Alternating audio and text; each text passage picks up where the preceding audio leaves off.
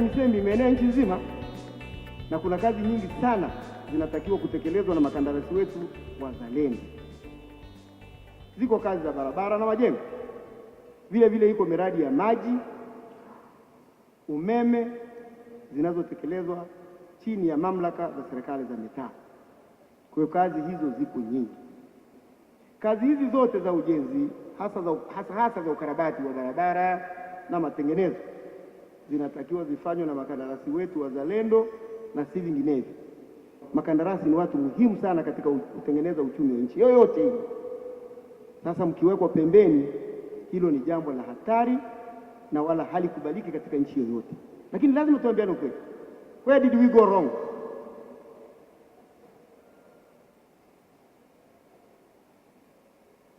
Miradi yote ya halmashauri iliyomilikiwa na mamlaka za serikali za mitaa chini ya madiwani,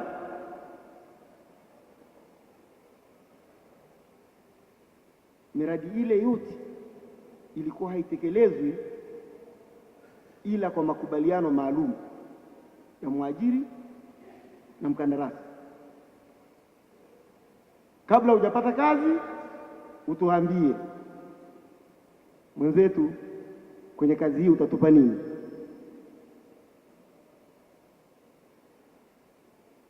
Na nyinyi mkaingia kwa wanasiasa. Waheshimiwa madiwani wanatengeneza system zao za kujiendeleza, wabaki kwenye madaraka, na makandarasi mkacheza mchezo hii. Lakini si walaumu sana. Kwa nini ni walaumu? Kwa sababu yule ambaye hakukubaliana na masharti haya ya kuingia katika mfumo na akakubali kutoa rushwa au kilikuwa kinajulikana kama kitu kidogo au kitu chochote, hapati kazi. Sijui kama nasema uongo. Hamna aliyekuwa anapata kazi kwa yeyote yule ambaye hakubaliani na masharti ya mwajiri. Hupati kazi. Jambo hilo pia lilitufikisha mahali tukafanya tathmini. Je, mfumo huu ni sahihi kweli? Una manufaa kwa nchi? Tukatafakari, tukaona hapana. Sasa tufanye nini? Tukaanzisha wakala wa barabara vijijini na mijini, inaitwa TARURA. Nilipowauliza TARURA wapo, wamekimbia wote. Sijui hawaji kwenye mkutano huu, sababu yake nini? Kwa sababu huu ni mkutano ambao wao wenyewe walitakiwa wawepo ili wasikie makandarasi wanasema nini, wajipange, wafanye kazi na makandarasi wazalendo. Sasa kama wanaokimbia, hii hainipi mimi ishara nzuri ya kwamba tumeanzisha kitu ambacho kitatusustain, kikafanya kazi na makandarasi wetu ambao tunawaamini na tunawapenda. Nitegemea chief executive wa TANROADS wa TANROADS maadamu yupo, unaona yule yuko committed. Fugale yuko pale, yuko committed, lakini TARURA wamekimbia. Wameenda wapi? Sijui mheshimiwa mwenyekiti, hata jana kama alikuwepo. Sasa nani aliyowapa ruhusa leo? Maana mimi ndio mtendaji mkuu wao. Nani aliyowaambia rudini?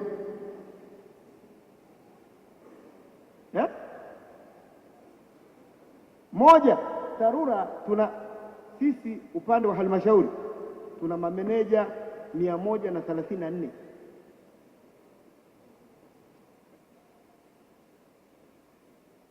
Sasa nilitegemea kuwepo, wasikie vilio vya makandarasi na kilichowakimbiza nini.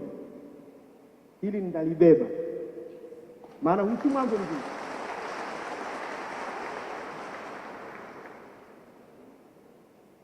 Na kwa wale tuliofanya nao kazi ujenzi wananijua. Hiyo sijui kuahidi uongo. Nikiahidi nafanya. Na nitafuatilia kwa nini wenzetu wamekimbia. Mheshimiwa Mwenyekiti, mimi sina nia ya kuwatupia lawama wakandarasi hata kidogo, bali nazitupia pande zote mbili, za mwajiri na mwajiriwa, ambao kwa pamoja walishindwa kutekeleza wajibu wao kwa kuzingatia mikataba waliokuwa wanaingia. tatizo lililobainika na ambalo ni wazi kuwa pande zote hizi mbili zilikosa neno uzalendo na uadilifu. Waajiri walidai rushwa bila haya kutoka kwa makandarasi na kutoa vitisho kuwa wasipotoa au kuahidi kuwa watatoa chochote hawatapata kazi kwao. Kwa upande wa makandarasi, na wenyewe wakalazimika sasa kukubaliana na hali hiyo ili angalau wapewe kazi, kwani wale walioonyesha msimamo mgumu wa kukataa matakwa haya haramu ya mwajiri hawakupata kazi. Ingawa leo kidogo pengine nyinyi hamjawahi kucheza na kule halmashauri, na sidhani lazima kuna watu walitumbukiza tenda zao huko wakadidimizwa au wakaitwa hawakuitika wakafutwa.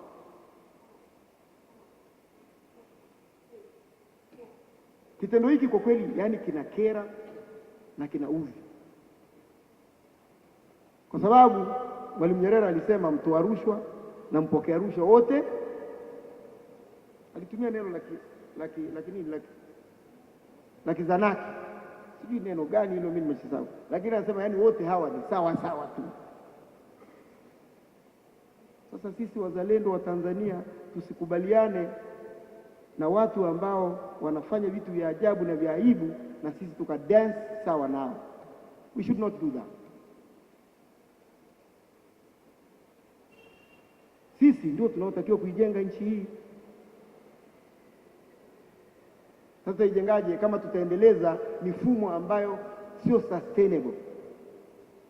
Nakaa kirusho tu, kiwiziwizi tu, hakuna transparency. Ni jambo moja ambalo halipendezi, na mimi nimesema maadamu mmeniita nitawaambia madhaifu hayo. Najua hamna hata mmoja atakayependa, nuneni tu, lakini huo ndio ukweli.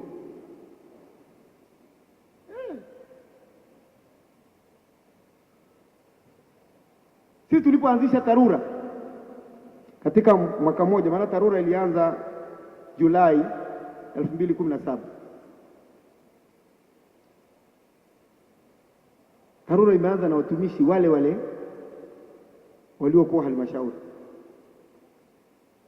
lakini watu wakajiuliza, sasa kama watumishi ni wale wale waliokuwa halmashauri, si mmebadilisha mvinyo ule ule mkabadilisha chupa tu? It is true. Lakini tumefanya utafiti tukagundua kwamba mazingira waliokuwa wanafanya nayo wahandisi upande ule yalikuwa yanalazimisha kufanya vitendo ambavyo si vya kiungwana wala si vya kitaaluma, kwa sababu ya hofu ya waajiri wao ambao ni madiwani.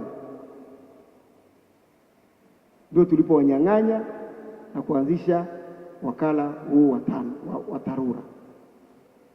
Sasa naomba mwasumbue sana TARURA, kuna kazi nyingi sana kule, na mimi nitawatajieni namba yangu, mniandikie SMS mnapoomba kazi kule ambapo mnaomba rushwa, msemi.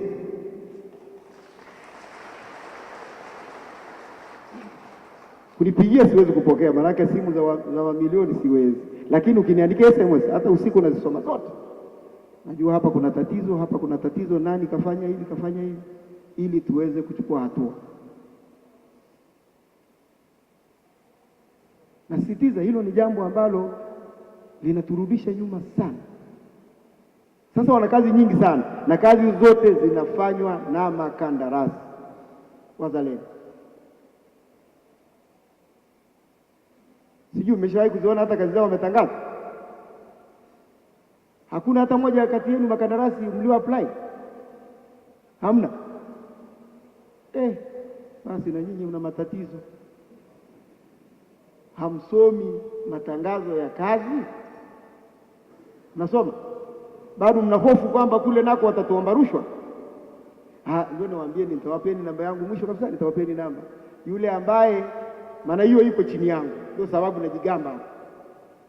Kama kuna mtu anaomba chochote kitu, iwe kwenye wakati wa tender evaluation or whatever, just let me know. Tuko serious ni lazima tubadilishe hali ilivyokuwa awali. Makandarasi wetu wafanye kazi,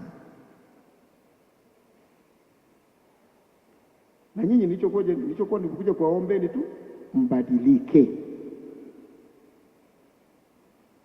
mbadilike. Mimi ni mwana ujenzi na wajueni,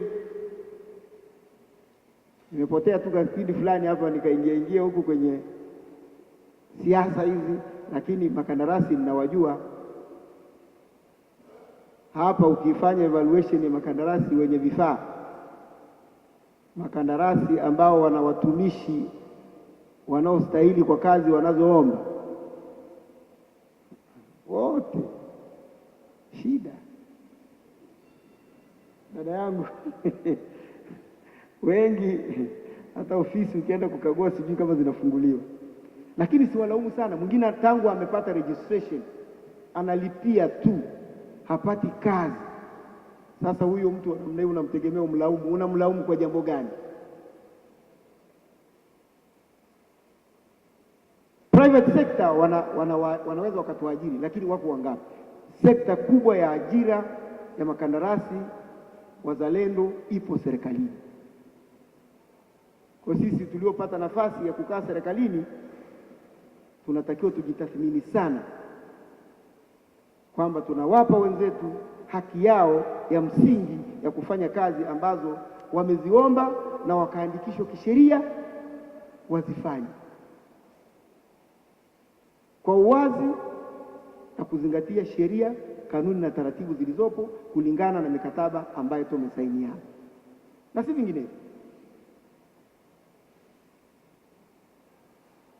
Sijui kama ndugu yangu Mhegi na yeye kishaingia kati ya makandarasi, manake nimeambiwa tangu jana alikuwepo huku na nini.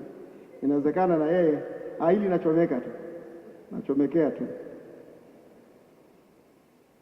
na yeye inawezekana yupo huku. Sasa sijui kama amefungua ofisi na mama tena kumkagua hawezi anajua ni mwenzetu, board members wale wote anawajua. Hata akiomba class 1 leo anapewa, akiulizwa hata grade moja hana. Jamani, mimi namtania ndugu yangu na wala sijamfanyia evaluation. Mzee Mweju unisamee bure. Okay? Sasa kuna lawama ambazo zinatupwa kweli na makandarasi wengi tu, hasa kwa upande wa serikali za mitaa. Ofisi yetu ya ofisi ya Rais TAMISEMI, sisi ndio tunaoratibu shughuli zote zinazofanywa na TAMISEMI. Lawama nyingi zimekuwepo ni ule ushiriki kazi za ujenzi, kwa mfano vituo vya afya, madarasa, majengo ambazo sasa hivi tumejenga vingi tu, lakini hatukutangaza wala hatukuweza kumwajiri mkandarasi yeyote. Tumefanya kwa mfumo wa force account. Najua huu umejadiliwa sana jana, na kama aliyekuwa anasemwa ni mimi, na afadhali leo nimejitokeza ili mjue kumbe shetani wenu huyu.